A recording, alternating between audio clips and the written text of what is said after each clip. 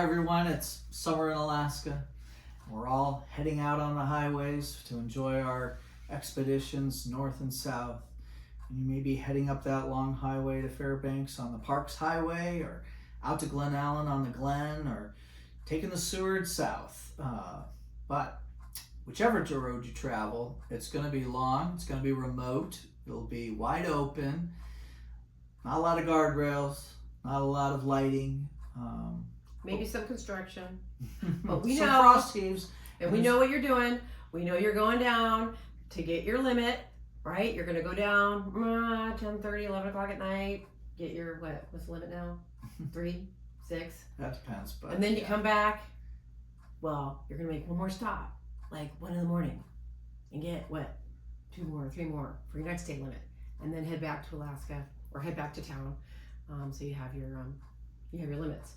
So it makes you, drive all night, right? It's light out, what the heck? But, normally past your bedtime, and people are more susceptible to accidents when it's late, but you're going to push the limits. So we're kind of here today. I'm Chris Canterbury. I'm Michaela Canterbury. We're Kelley-Canterbury, attorneys, the Alaska Legal Beagles, right? So we're here to talk about some of the, major points about the dangerous highway travel we're taking in the summer. Right. Because these highways, there's hundreds of miles. There's many of which where there's no cell phone coverage. It gets remote. And so what happens when you're in a high-speed crash on these highways? If you're not distracted with the animals or this beautiful scenery in the mountains, or the sun in your eyes, land of the midnight sun, or you'll be tired, right?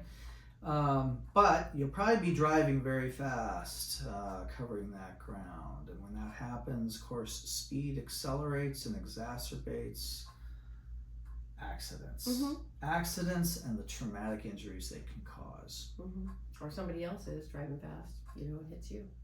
Right. Yeah, we have a lot of rollovers in Alaska, accordingly, even if another vehicle isn't involved, and that can hurt everyone inside the car.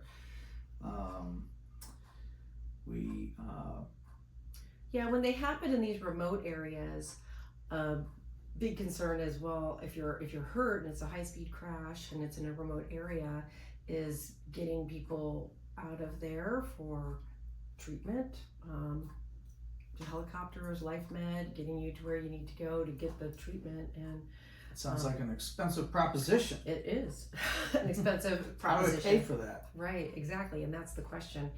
And a lot of in these remote areas, if there's another driver involved that's driving fast, and just some little stats here is that nearly a third, probably more, of drivers in Alaska are driving without insurance, and over half of those are irresponsible in other aspects of their life, meaning that they either drank too much, or they imbibed too much, or they took medication wrong, or whatever, so it's affecting they're responsible in other aspects of their lives. So you want to make sure that you have enough coverage for you on your vehicle. You want to have that first party underinsured motorist coverage. The insurance company is supposed to offer you up to $1 million in coverage, and that would cover a life med bill, and those get up to, I've seen those are $85,000, depending on the location. They can get up to 6 figures. So you probably have heard that there's certain minimum requirements involved for your liability insurance as a motor vehicle driver here in Alaska. And while that may be true, what you may not know is there's a whole other part of your policy that's very important for protecting you, right? Because liability coverage is really protecting those you would hurt from your negligence, right? But what about if somebody else is in that position of falling asleep at the wheel and hits you, right? How are you protected? Well, that's where your underinsured motorist coverage is so important.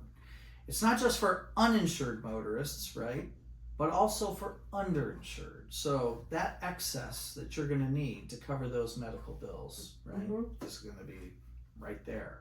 So One of the little known things about Alaska is that they're required to offer you up to $1 million in coverage for that underinsured motorist coverage.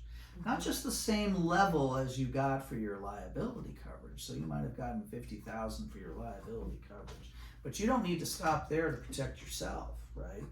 So the incremental marginal cost of your premium for those higher coverages under the UIM coverage is not that great to get you higher coverage, and you're going to need it with an air transport. Right? It's very affordable, and actually what they have to do is it's called the selection rejection clause, and so it's actually a separate piece of paper, and you actually select your coverage, like you check it off, and they have the different coverage amounts there and the premiums. And so you check off the coverage that you want for the UIM, and then you sign and date it. And So you've if done you're that up for a renewal right now, don't just renew at what you had.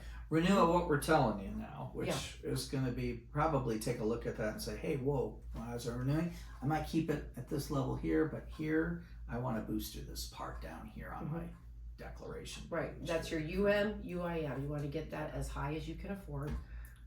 Right. Because these types of highway crashes that happen in remote areas, the medical expenses associated with getting you out of a place, they go high. So, and even just aside from those air transport costs and stuff, what are some of those other expenses we don't want to forget about from a traumatic injury? oh well, like there's that. But if you're life med to Fairbanks, because this happens in Chino or someplace, then you're life med to Anchorage. Well, I'm saying just besides even the medical air transport costs, things like your future medical stuff. I mean, if you had a traumatic injury, you're probably going to be suffering this for a long time. Sure. So you want to factor that out, and think about what kind of care am I going to need for the future and have that well documented, right? As what your needs are going to be going forward. Maybe you're going to need a surgery down the line. Better get your doctor to explain that or find out how much that's going to cost, right? Because that's a big out-of-pocket cost. Right, and too. if it's a catastrophic loss, then you're obviously losing time from work.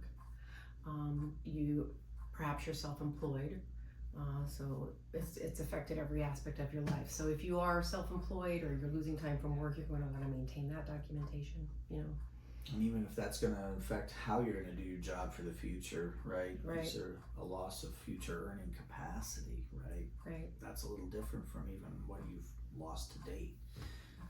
So those are some of the big things that come from some of these big accidents from the big roads that we have. Yeah. And again, these with these highways, and some of them are remote areas, it's when help is going to come and how help is going to come is another issue. And so if you're able to document and get information from the other drivers, take photographs, take video, have witnesses. I mean, sometimes another witness doesn't come along for like the next, and they arrive before, I don't know, the Chino Volunteer Fire Department.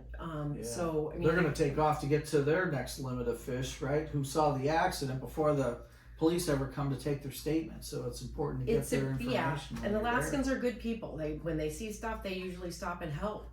But get their data, get the witnesses' name and information, because that's important stuff. And when crashes happen in remote areas, that evidence evaporates quickly. And people, we want to get in touch with them and record what they saw, what they know, because sometimes with these high speed, people are unconscious and they don't know. And so these independent witnesses that came upon it, what they did to help, what you said, because maybe you don't remember, very critical evidence. So we need to know their names and how to contact them, because you don't know if the cops are going to get it, or I should say the responding law enforcement, whether it's Fish and Fur or the troopers or whatever. So important tips there for folks driving out there this summer. We hope you're safe and keep a good lookout ahead down the road. And if you ever need help, Give us a call.